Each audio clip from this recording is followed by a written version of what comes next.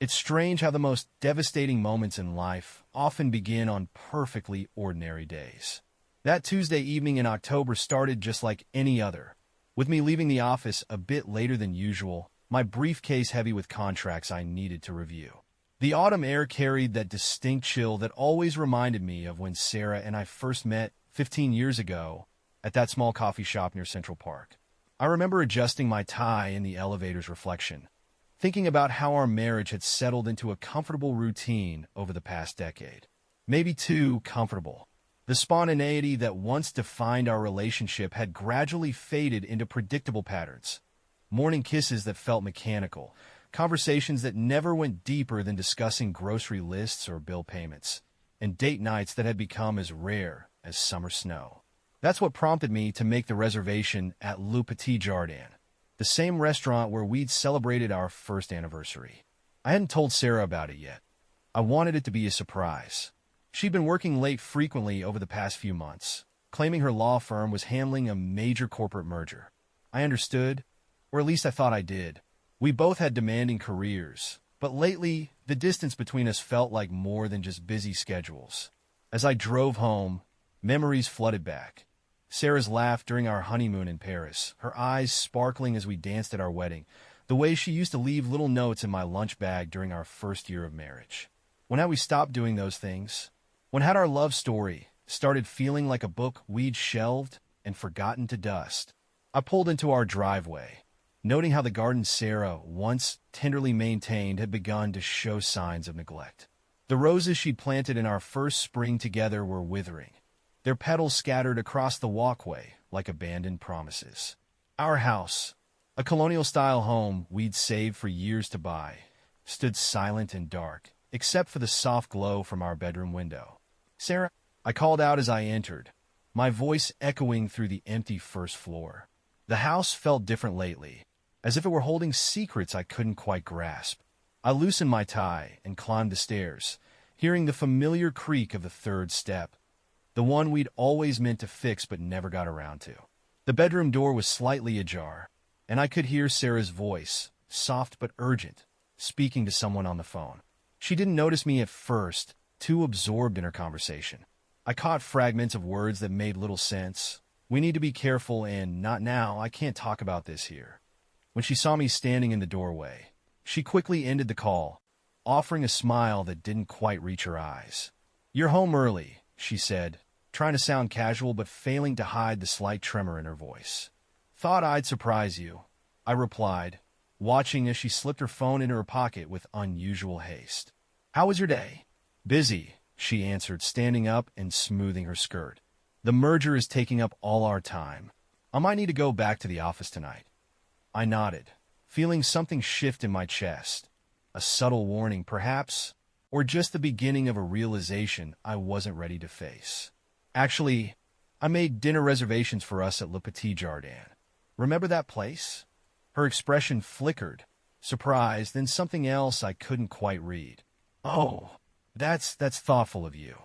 But I really can't tonight. The partners are expecting these documents first thing tomorrow." I watched as she gathered her things, her movements precise and practiced, like an actor who had rehearsed their scene too many times.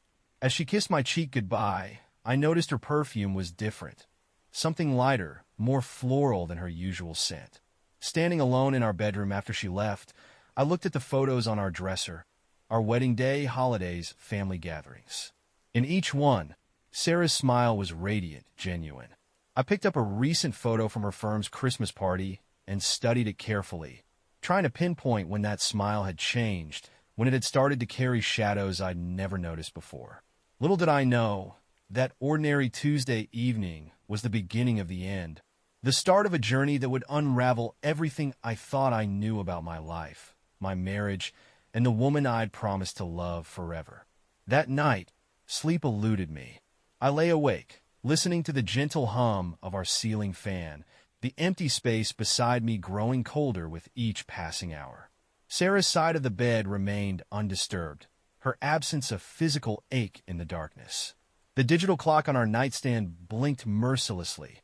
1:15 a.m., 2:43 a.m., 3:27 a.m. each minute stretched like a thread being pulled from a fraying sweater. I found myself reaching for my phone repeatedly, thumbing through our text messages from the past few months. The change was subtle but unmistakable. Where Sarah's messages had once been sprinkled with heart emojis and playful banter, they'd become increasingly perfunctory. Working late. Don't wait up. Grab dinner at the office. Clinical updates that felt more like status reports than communications between husband and wife. Around 4 a.m., I heard the quiet purr of her car pulling into the driveway. The sound of her heels on the walkway seemed deliberately muted, as if she was trying to minimize her presence. I closed my eyes and steadied my breathing, pretending to be asleep as she entered our bedroom. The familiar routine of her getting ready for bed played out in near silence. The soft rustle of clothes being changed, the bathroom door closing with exaggerated gentleness, the whisper of water running. When she finally slipped under the covers, I noticed she'd showered, something she never used to do at night. The scent of her shower gel seemed somehow wrong, too strong, as if it was trying to mask something else. I wanted to reach out, to bridge the growing chasm between us, but my arm remained frozen at my side. The next morning, I watched her prepare for work with mechanical precision. Her movements were practiced, efficient, like a dance she'd performed countless times. She avoided my gaze in the mirror as she applied her makeup, but I caught her checking her phone more frequently than usual, angling the screen away from my line of sight. I made coffee, I offered, holding out her favorite mug, the one I'd given her on our 10th anniversary, with "Forever Yours" inscribed in elegant script. The irony of those words wasn't lost on me. "Thanks, but I'm running late," she replied, grabbing her travel tumbler instead. "I have a breakfast meeting with the partners." I watched her gather her things, noting how she'd started carrying a different handbag recently. A sleek, expensive-looking thing I didn't remember her buying. "Will you be home for dinner tonight?" I asked, trying to keep my voice casual. She paused at the door, adjusting her blazer. "Don't count on it. This merger is—" She trailed off, her hand tightening around her car keys. "I'll text you." After she left, I found myself wandering through our house, seeing it with new eyes. Small changes I hadn't noticed before suddenly seemed glaringly obvious. The drawer where she kept her lingerie was more organized than usual, with several new pieces I'd never seen before. Her wedding ring, which she'd claimed was at the jeweler's for cleaning, had been gone for 3 weeks now. The framed photo of us from our trip to Italy last year had been moved from her bedside table to the bookshelf, replaced by a generic art print. I sat down on our kitchen island, where we used to share Sunday brunches and late-night ice cream conversations. Now the marble surface felt cold and institutional. I opened my laptop, intending to work from home, but found myself staring at our joint bank account instead. The transactions told their own story. Unexpected charges at high-end restaurants on nights, she was supposedly working late, a hotel parking fee from a Tuesday afternoon, spa treatments I knew nothing about. My fingers hovered over the keyboard as I debated logging into her email account. We'd always shared passwords, a practice born of trust and transparency in our early years together. But something stopped me. Perhaps the last remnant of respect for the boundaries of our marriage, or maybe just fear of what I might find.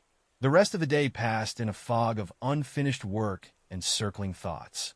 I kept remembering small moments from recent months.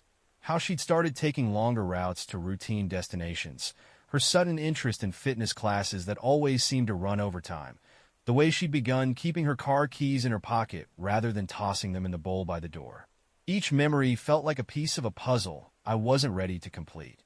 The picture they were forming was one I'd seen destroy other marriages, but I wouldn't believe it was happening to us. Not to Sarah, who'd once written me a love letter for each day I was away on a 2-week business trip. Not to us, who'd weathered family crises, career setbacks, and the heartbreak of failed fertility treatments together. As evening approached, I sent her a text. "Miss you. Hope your day is going well." The message showed as read almost immediately, but her response didn't come until almost an hour later. Swamped. "Don't wait up." 3 words. That's what 15 years of marriage had been reduced to. I stood at our kitchen window, watching the sunset paint the sky in shades of orange and pink, colors that reminded me of our honeymoon in Maui. Back then, we'd promised to watch every sunset together for the rest of our lives. When had we stopped keeping that promise? When had we stopped noticing its absence? Memory plays cruel tricks when trust begins to crumble. That weekend, I found myself excavating moments from our past, examining them under the harsh light of suspicion. Each recollection shifted like sand beneath my feet, revealing layers I'd never noticed before, or perhaps had chosen not to see. I remembered a dinner party 3 months ago, when Sarah had worn that new black dress that made her look like a stranger. The way her colleague David's eyes had followed her across the room.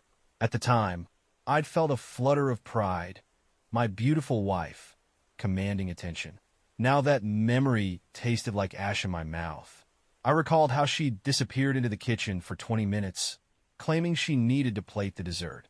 How David had coincidentally needed to take a phone call at the same time. Saturday morning, I watched her pack a gym bag for her usual workout class. The routine was familiar. Yoga pants, sports bra, towel. But now I noticed how she carefully selected her matching set, applied a light layer of makeup, things she'd never bothered with before when just going to exercise. She caught me watching, and her movements became more deliberate, almost defensive. "The class helps me clear my head," she said, answering a question I hadn't asked. "The merger is stressing everyone out." I nodded, remembering all the times she'd mentioned this merger. "Which company is it again?" I asked casually, stirring my coffee. "Maybe I've heard of them." The pause before her answer was microscopic, but it was there. "Just a tech startup," she said, zipping her bag with finality. "You wouldn't know them." After she left, I sat in our home office, surrounded by the life we built together. The wall held our degrees side by side. Her law degree, my MBA. Between them hung a photograph from the day we closed on this house. We'd been so young then, so full of dreams and plans. Sarah had insisted on being carried across the threshold, laughing as I stumbled on the front steps. Now I wondered if she remembered that day at all, or if it had become just another faded snapshot in a life she was slowly backing away from. My eyes fell on her desk calendar, still displaying last month's page. A series of initials and abbreviated notes caught my attention. DM, 2 p.m. appeared several times, always on Tuesday afternoons. The same afternoons she had her standing meetings with the partners. The same afternoons when her phone would go straight to voicemail if I called. I fought the urge to drive past her gym to verify that her car was actually there. That kind of surveillance fell beneath us both, beneath what we'd been to each other. Instead, I threw myself into yard work, attacking the overgrown hedges with perhaps more violence than necessary. The physical labor helped quiet the questions spinning in my mind, but each swing of the shears felt like cutting away at another layer of certainty. Around noon, my phone buzzed with a text from Sarah, class running late, grabbing lunch with Jenny from work. Jenny, her friend from the corporate law department. The same Jenny who'd looked confused last week when I'd mentioned Sarah's late-night work sessions, saying their department hadn't had any major cases recently. I found myself standing in our walk-in closet, breathing in the lingering scent of Sarah's perfume. Her clothes hung in precise order. Suits for work, casual wear, evening attire. My hand brushed against a silk blouse I didn't recognize, the price tag still attached but tucked away as if to hide its recent purchase. The receipt had fallen to the floor, dated last Tuesday, 2:45 p.m., during her supposed partner meeting. In the corner of the closet sat a shoebox containing mementos from our courtship. Movie tickets, dried flowers, handwritten letters. I opened it for the first time in years, reading words penned by a younger Sarah. I never knew love could feel this complete, this safe. You're my home, my truth, my everything. My fingers trembled as I refolded the letter. When had we stopped being each other's truth? When had safety become something that needed to be wrapped in lies and hidden behind carefully constructed explanations? The afternoon sun cast long shadows through the window, and I watched dust motes dance in the light. Each particle seemed to carry a fragment of our life together. Moments of joy, of passion, of simple companionship.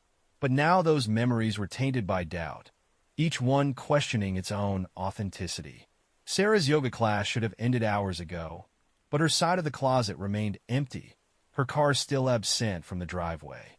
I sat on the edge of our bed, holding her pillow, trying to remember the last time we'd really talked, not about schedules or bills or household matters, but about us, about dreams and fears, and the kind of future we wanted to build together.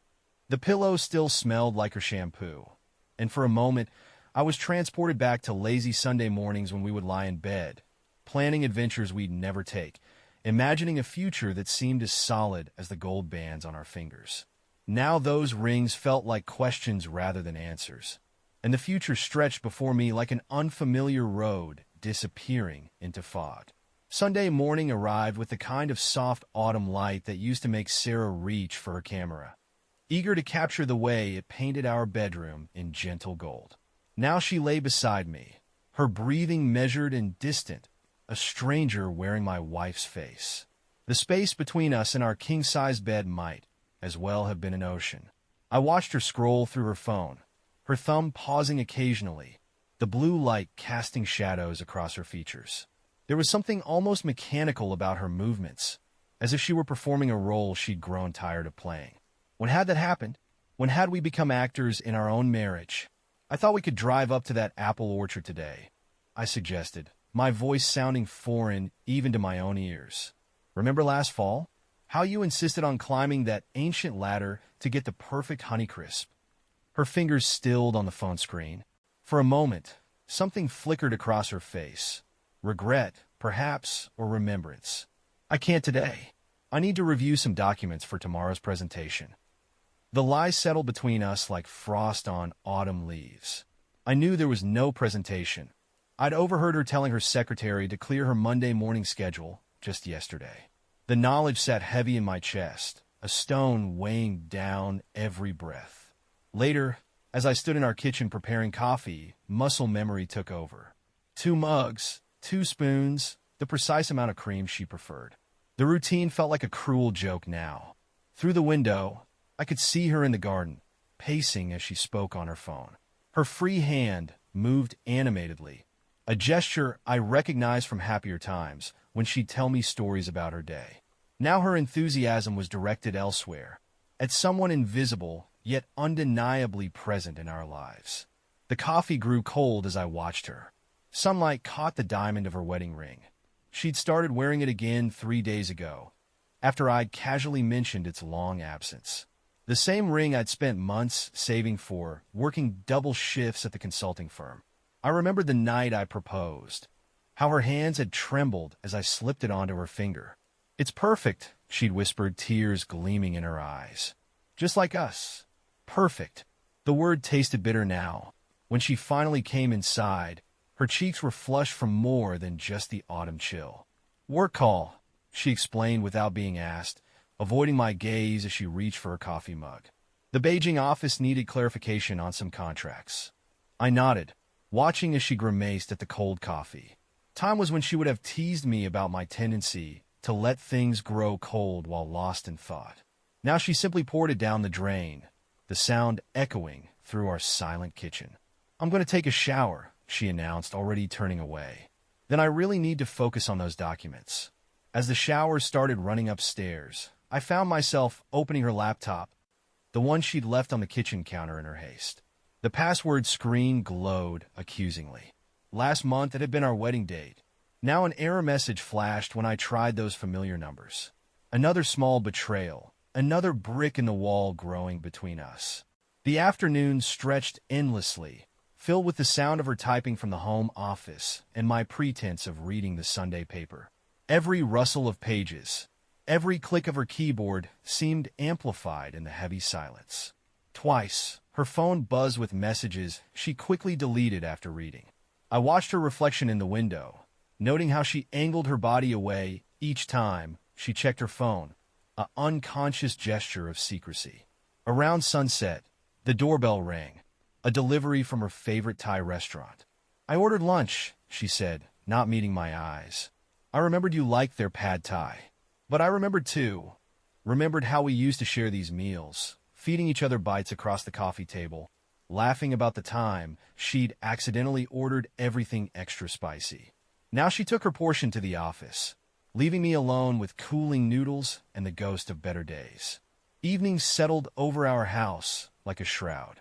Sarah emerged from the office looking exhausted, though her laptop showed no signs of the extensive work she'd claimed to be doing. Her hair was perfectly styled, her makeup refreshed, details that seemed out of place for a day of working from home. "I think I'll turn in early," she said, gathering her things. "Big day tomorrow." I watched her climb the stairs, remembering how we used to race each other up them, giggling like teenagers. How she would sometimes sit on the third step, the creaky one, playing her guitar and singing while I cooked dinner. The house still held echoes of that happiness, but they felt like artifacts from another life, preserved in amber, but no longer alive. Monday morning brought rain, the kind that turns the world into a blur of gray shadows. I stood at our bedroom window, watching Sarah's car disappear into the mist, carrying her away to a life I was no longer sure I understood. The coffee in my hand had grown cold again, bitter like the thoughts I couldn't shake. In the bathroom, small details screamed for attention. Her makeup bag, usually meticulously organized, lay open on the counter. A receipt fluttered to the floor when I moved it. Sephora, dated last Wednesday. New lipstick, the shade called Midnight Confession. The irony wasn't lost on me. Next to it, a bottle of perfume I didn't recognize, half empty but never worn around me. I called in sick to work, something I hadn't done in years. The thought of sitting through meetings pretending everything was normal felt impossible. Our house, once a sanctuary, now felt like a museum of dying dreams. Every room held memories that seemed to mock me. The living room where we'd slow danced on rainy evenings, the kitchen where she'd attempted to teach me to make crepes on our lazy Sunday mornings. My fingers found their way to the piano keys, dusty from months of neglect. Sarah used to love when I played, would often sit beside me on the bench, her head resting on my shoulder. Now the ivory keys felt cold beneath my touch as I played the song from our first dance. The melody echoed through the empty house, each note carrying questions I wasn't ready to answer. Around noon, my phone lit up with a message from her. "Working through lunch. Don't wait up tonight. Crucial meeting with international clients." The words blurred before my eyes. I remembered last week's conversation with Tom, her firm's IT manager, an old friend from college. He'd mentioned, casual as breathing, that their international offices had finished quarterly reviews last month. No pending meetings until December. I found myself in our spare room, the one we'd once planned to turn into a nursery. After years of trying, after the devastating miscarriage in our third year of marriage, we'd finally packed away the dreams of parenthood in boxes now stored in the corner. I opened one, finding the tiny yellow onesie we'd bought in a moment of hopeful anticipation. Sarah had held it to her chest, tears streaming down her face, the day we decided to stop trying. We'd held each other then, united in our grief. What happens to that kind of bond? How does it transform from unbreakable to gossamer thin? The afternoon stretched like a rubber band ready to snap. I wandered through our house like a ghost, touching photographs, opening drawers, seeking answers in the mundane details of our shared life. In her desk drawer, I found a small notebook, its pages filled with her elegant handwriting. Meeting notes, grocery lists, and then a page torn out hastily, leaving behind fragments of words. "Can't keep," and "need to decide." My hands shook as I replaced the notebook. In the kitchen, I opened a bottle of wine we'd been saving for our anniversary. The cork came out with a sound like a sob. The wine tasted of memories. Our honeymoon in Tuscany, the vineyard tour where Sarah had charmed the elderly owner with her attempts at Italian. Now those memories felt tainted, like photographs left too long in the sun. At 6, my phone buzzed again. A picture message from Mark, a colleague at my firm. "Thought you were sick. Saw Sarah at Cafe Luna just now. She looked pretty cozy."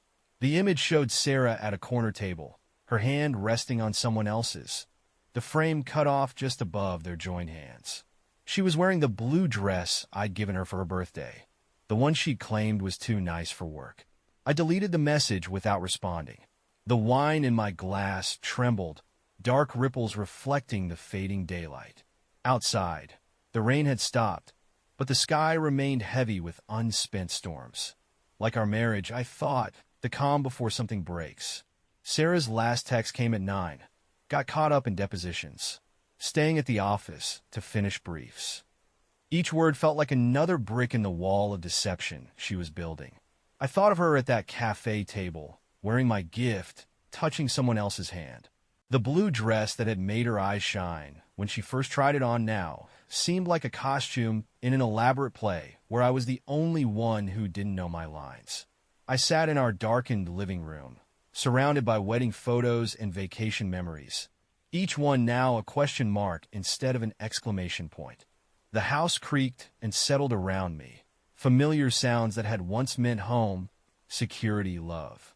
Now they just echoed with absence, of truth, of trust, of the woman who had promised to share her life with me. As midnight approached, I heard her key in the lock. I remained still, listening to her quiet movements, the careful placement of her heels, the soft rustle of her coat being hung.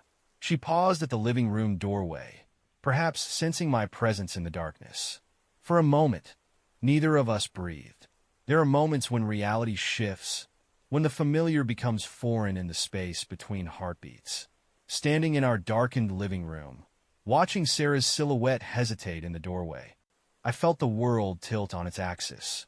The scent of her perfume, not the one I knew, not the one that had lingered on our pillows for 15 years, drifted through the darkness like an accusation. "You're still up," she said, her voice carefully modulated. In the dim light filtering through the windows, I could see her hand tighten on her purse strap, knuckles white with tension. "I thought you'd be asleep by now."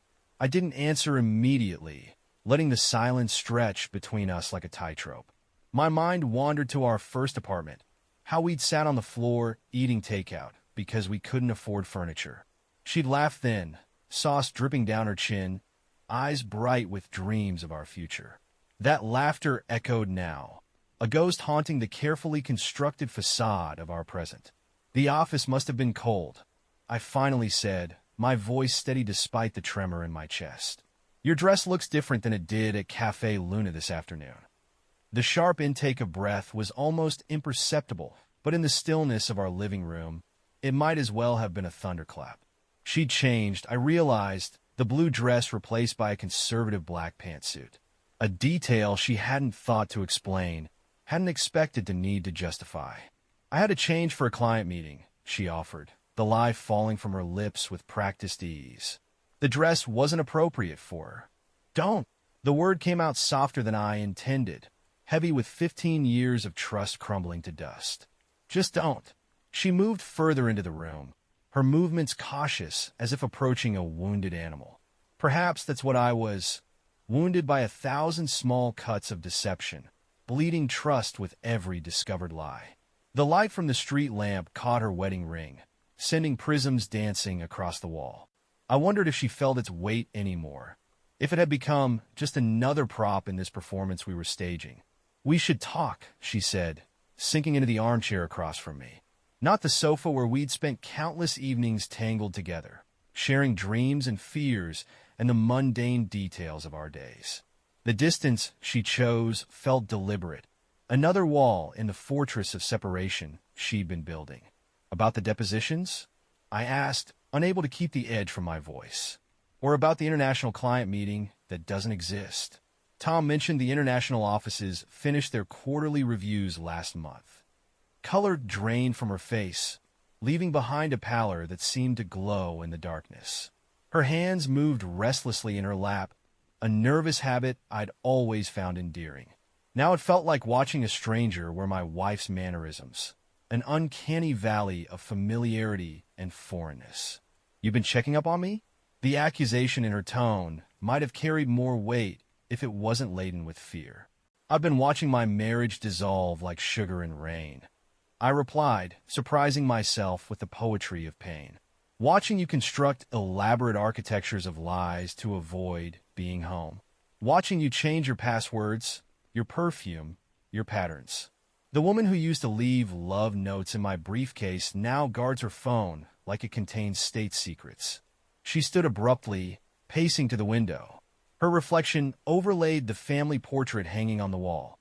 Our smiling faces from last Christmas, now seeming like artifacts from another lifetime. "It's not what you think," she began, but the words sounded hollow, rehearsed.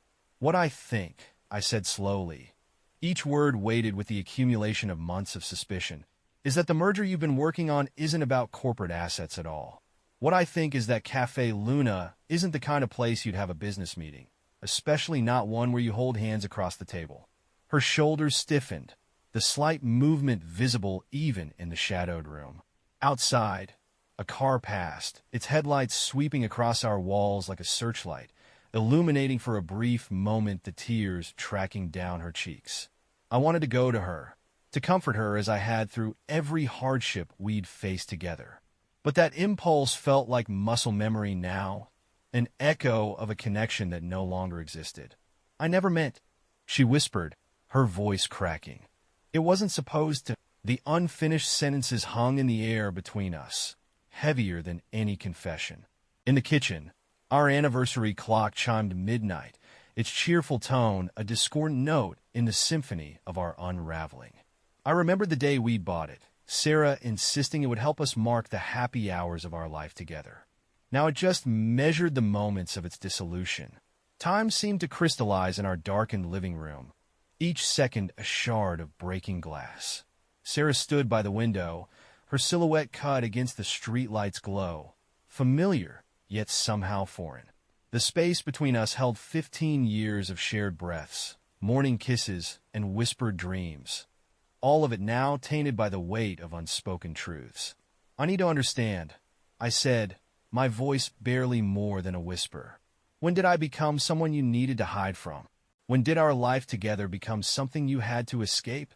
She pressed her forehead against the cool glass, her breath creating small clouds of fog that disappeared as quickly as they formed. "Like our marriage," I thought, here one moment dissolving the next. "It's not that simple," she murmured, each word careful, measured. "We've been drifting, both of us. You must have felt it too." Memory swept over me like a tide. Last summer's vacation in Maine, when we'd walked the beach at sunset. She'd been distant then, too, her mind clearly elsewhere as I pointed out shooting stars. I'd attributed it to work stress, to the weight of the miscarriage still haunting us. Now I wondered if she'd been comparing those stars to other ones, seen with different eyes, holding different hands. "Drifting doesn't explain the lies," I said, standing slowly. My legs felt unsteady, as if the ground beneath our carefully constructed life was shifting. "Drifting doesn't require secret phone calls, hidden meetings, changing clothes to conceal where you've really been."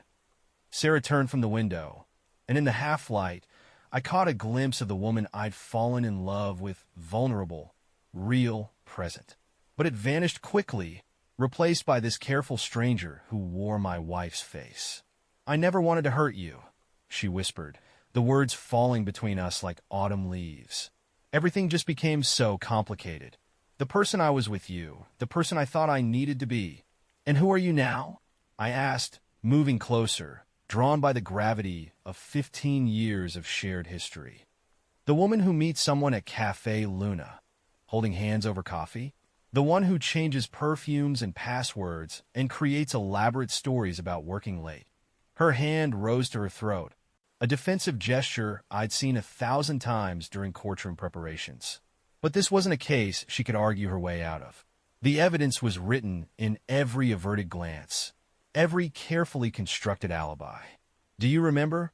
I continued, my voice thick with memory. "Our first apartment? How the heat would fail in winter, and we'd huddle under every blanket we owned, telling stories to stay warm.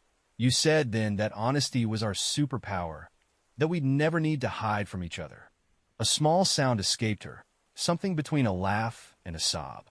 We were different people then, young, naive, believing love could conquer anything. And now, she moved away from the window, her heels clicking softly on the hardwood floors, the same floors we'd spent a weekend installing together, laughing at our amateur attempts at home improvement. Now we're older. We've changed. The world has changed. Changed enough to justify lies?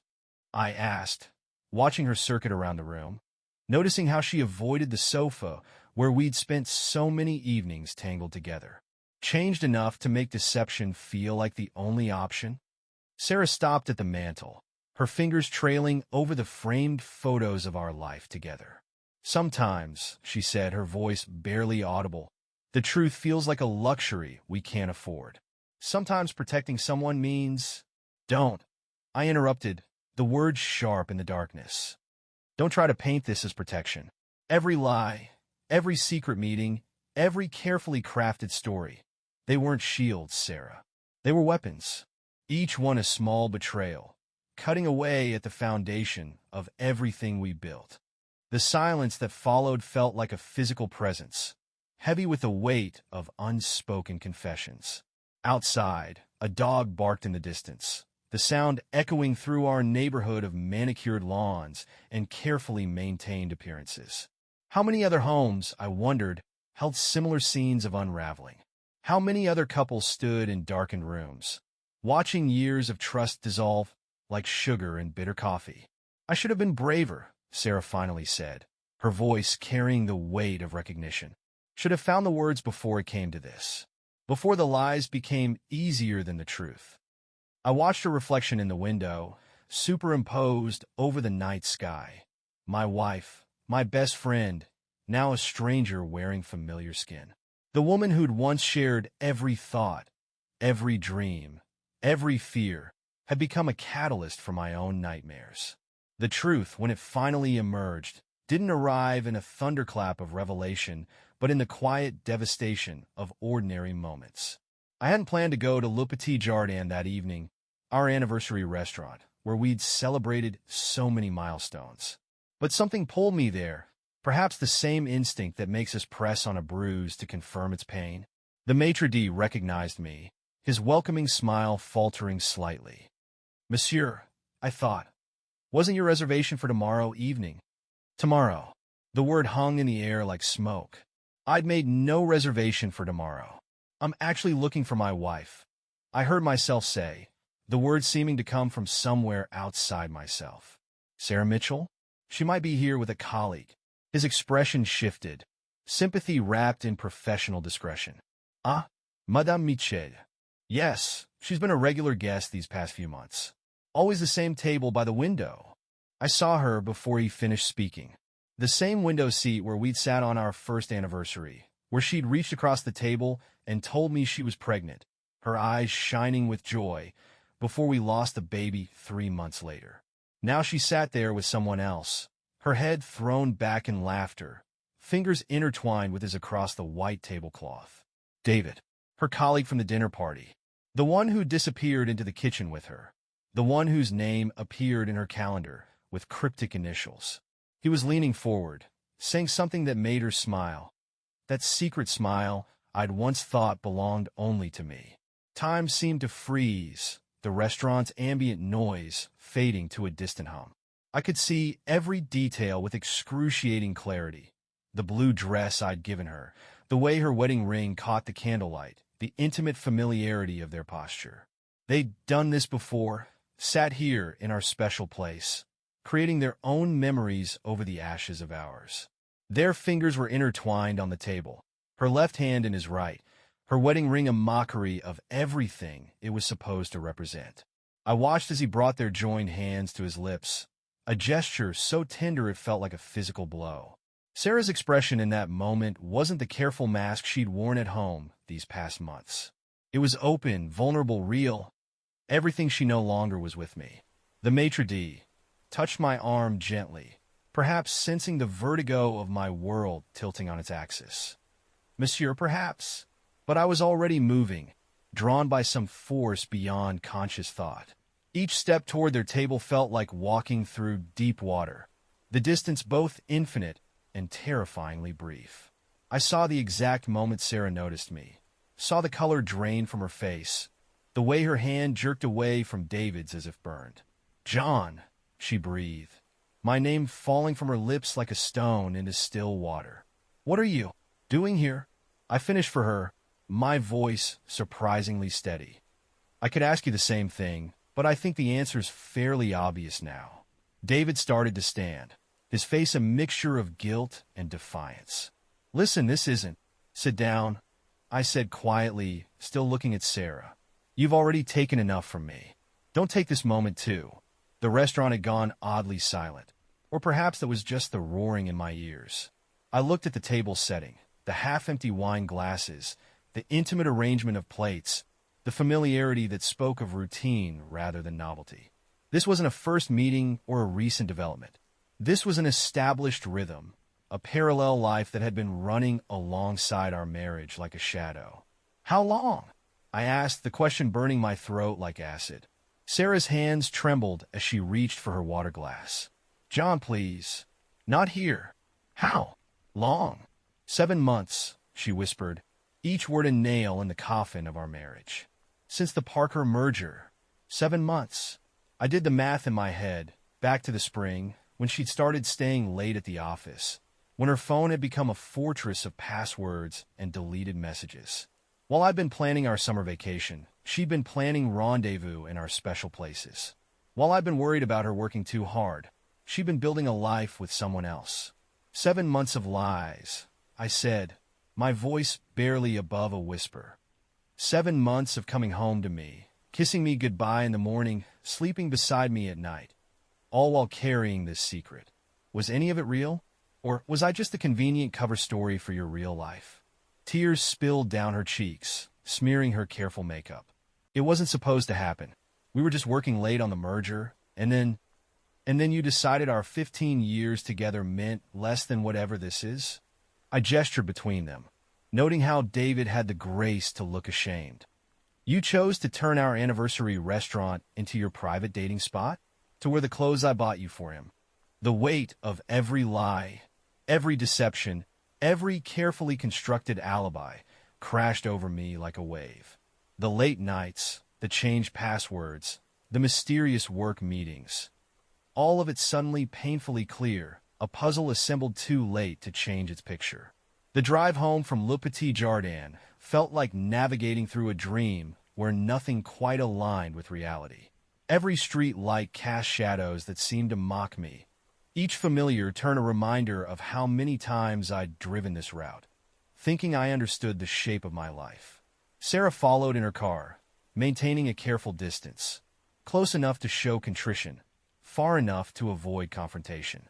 Our house loomed before us, its windows dark and accusatory. I remember the day we'd bought it, how Sarah had insisted this was where we'd grow old together. Now every brick seemed to hold a different memory, each one transmuted from gold to lead by the weight of deception. Inside, the silence was deafening. Sarah's heels clicked against the hardwood floors, the same sound I'd heard countless evenings, but now it carried a different resonance. How many times had those steps carried her away from our home and into his arms? How many times had I sat in this very room, worried about her working too hard, while she crafted moments of intimacy with someone else? I'll sleep in the guest room, she said softly, her voice barely disturbing the heavy air between us. Like you've been here to sleep at all, I replied, the words tasting of bitter coffee and stale lies. How many nights did you actually spend working late? How many times was the office actually his bed? She flinched as if struck, her carefully maintained composure cracking around the edges. It wasn't like that. It wasn't just some physical thing. Is that supposed to make it better? I sank into my chair, the one I'd sat in just this morning, believing I still had a marriage worth saving. That you didn't just share your body with him, but your heart too? That while I was here, trying to understand why my wife seemed to be slipping away like sand through my fingers, you were building a whole other life. The photos on our walls seemed to watch us with judging eyes, snapshots of holidays, celebrations, moments we'd thought worth preserving. In each one, Sarah smiled at the camera, at me, at our shared future. When had those smiles become performances? When had our life together become a stage for her to perfect her acting? I never meant to fall in love with him, she whispered, the confession dropping like a stone into still water. Love! The word echoed in the space between us, transforming our carefully furnished living room into a mausoleum of broken promises. I thought of all the times she'd said those words to me, over morning coffee and goodnight kisses and anniversary cards that now felt like evidence in a crime I hadn't known was being committed. "Did you love me?" I asked, the question emerging from some deep well of pain I hadn't known existed. At any point in these past 7 months, when you were building this parallel life, did you still love me? Or was I just the comfortable lie you came home to? Sarah moved to the piano, our piano, where she used to sit and listen to me play, her head resting on my shoulder. Her fingers traced the keys without pressing them, the ghost of music hanging in the air between us. "I love the life we built," she said finally. "The safety of it, the certainty. You were everything I thought I wanted. But somewhere along the way, I started feeling like I was playing a role. The perfect wife, the successful lawyer, the woman who had it all figured out. With David, you could be the exciting affair," I finished for her. "The forbidden romance. Tell me, did it make it more thrilling, knowing you were betraying everything we built? Did our anniversary restaurant taste better when you were there with him?" Tears spilled down her cheeks, but I felt no urge to comfort her. The man who would have dried those tears died in Le Petit Jardin, watching his wife's fingers intertwined with another man's. "I kept telling myself it would end," she said, her voice thick with tears. "That I'd find the strength to break it off, to recommit to our marriage. But each time I tried, each time you tried, you chose him instead," I said, standing up. The room suddenly felt too small, too full of memories that now felt like carefully constructed lies. "Every time you had a choice between honesty and deception, between our marriage and your affair, you chose to deepen the betrayal. The truth hung between us like smoke, acrid and choking. Every breath seemed to draw in more of the poison of realization. That while I'd been fighting for our marriage, she'd been systematically dismantling it from the inside. Dawn crept into our bedroom like an unwanted guest, painting shadows across the untouched side of our bed where Sarah should have been. I hadn't slept, spending the night, instead watching memories play across the ceiling like an old film reel, each frame now tainted with the knowledge of her deception. The house felt different in the pale morning light, less like a home and more like a museum of what we'd lost. Every surface held echoes of a life I now questioned. The coffee maker where she'd kiss me good morning, the hallway mirror where she'd check her lipstick before leaving for work, the couch where we'd planned futures that had been dissolving even as we spoke them. I heard her moving in the guest room, her footsteps careful and measured, like a stranger trying not to disturb the peace. The sound transported me back to last night's revelation at Le Petit Jardin. Her fingers intertwined with David's, that look of unguarded happiness I hadn't seen on her face in months. The image burned behind my eyelids, a photograph I couldn't unsee. When she appeared in the doorway, she looked smaller somehow, diminished by the weight of exposed truth. She changed into old sweatpants and my university t-shirt, the comfortable clothes of our Sunday mornings together. The familiarity of it felt like another betrayal. "I made coffee," she said softly, as if this ordinary gesture could bridge the chasm between us. "I thought we should talk." "About what?" I asked, my voice rough from a sleepless night. "About how you turned our marriage into an elaborate performance. How you used our memories as cover stories for your affair." She sank into the armchair by the window, not approaching the bed we'd shared for 15 years. Sunlight caught her wedding ring, sending prisms dancing across the wall. I remembered placing that ring on her finger, believing it symbolized an unbreakable bond. Now it felt like evidence in a crime of the heart. "I need you to understand," she began, her hands twisting in her lap. "What happened with David? It wasn't planned. We were working late on the Parker case, and something just sparked." I finished for her, the word bitter on my tongue. "Like the spark when we first met? When you said you'd never felt anything like it before? Was that real, Sarah? Or just another story you told because it felt right in the moment?" Tears slid down her cheeks, but they felt performative now, like everything else about our marriage. "Of course it was real. Everything with you is real. I just, somewhere along the way, I lost myself. The person I was with you started feeling like a character I was playing. And David helped you find yourself? The laugh that escaped me sounded foreign, hollow. In our anniversary restaurant? In the dress I bought you? Tell me, when did our life become so suffocating that you had to create another one just to breathe? She stood abruptly, moving to the window where we'd spent so many mornings planning our day, our future, our forever. I don't expect you to forgive me, she said, her reflection fragmenting in the glass. I don't even know if I forgive myself. But you deserve to know that none of this was about you. You are everything I thought I wanted. Past tense, I noted. Like our marriage, like our promises, like the future we planned. The morning light caught her tears, turning them into diamonds. Beautiful, hard, cold. I'll pack some things, she whispered. Stay with Jenny until we can figure out what comes next. I watched her move around our room, collecting pieces of her life in the small, overnight bag we'd bought for our honeymoon. Each item she chose seemed to carry a memory. The blue scarf from our trip to Paris, the silver bracelet I'd given her for our 10th anniversary, the photo of us in Tuscany she hesitated over before leaving behind. The sound of her car, starting in the driveway, felt like a full stop at the end of a 15-year sentence. I stood at our bedroom window, my window now, watching her pull away.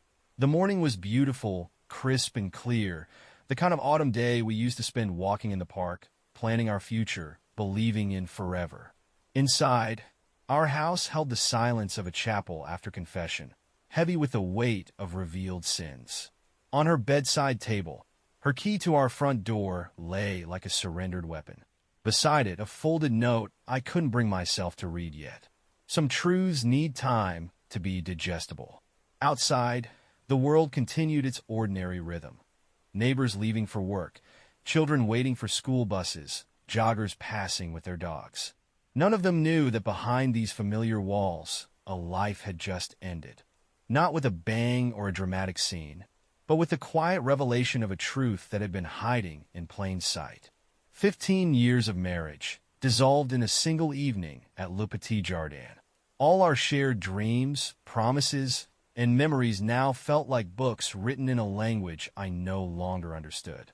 The future stretched before me, vast and unknown, no longer marked by the comfortable certainties of our shared plans.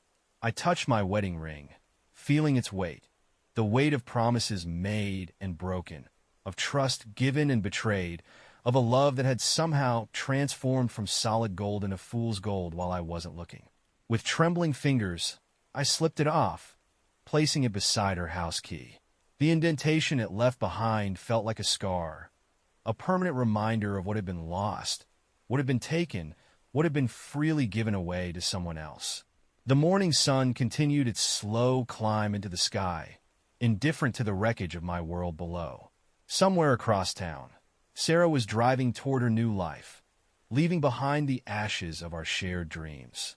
And here I stood, in the ruins of what we'd built together, learning the hardest lesson of all, that sometimes love isn't enough, that trust once broken can never be fully restored, and that the greatest betrayals come not from our enemies, but from those we trusted with our hearts. If you enjoy the video, please don't forget to subscribe to the channel. See you soon.